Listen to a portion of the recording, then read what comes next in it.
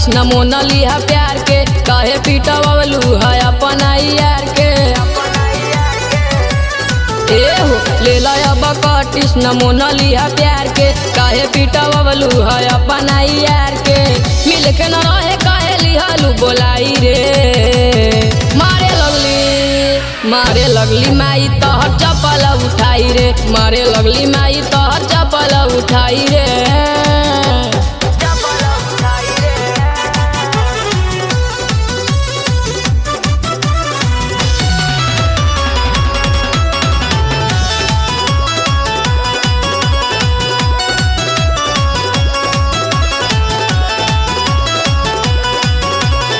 नवे पकलू की बनी तैयार हो, भभके में तोरा माई के धनिया कबार हो।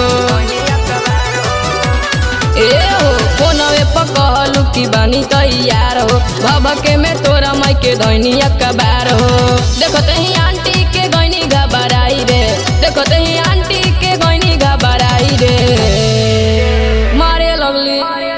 मारे लगली माई तोहर चपल उठाई रे, मारे लगली माई तोहर चपल उठाई रे।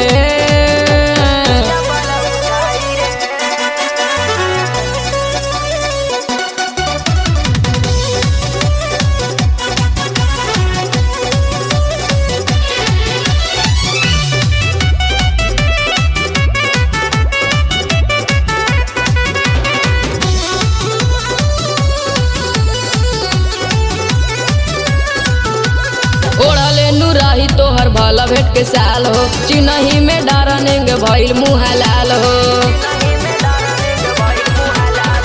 ओढ़ले नुराही तोहर भला भेट के साल हो, चिन्ही में डारनेंग भइल मुँह लाल हो। दरा प्रियांशु मिल के कइले कुटाई रे, दरा प्रियांशु मिल के कइले कुटाई रे। मारे लगली माई तोहर चपल उठाई रे, मारे लगली माई तोहर चपल उठाई रे।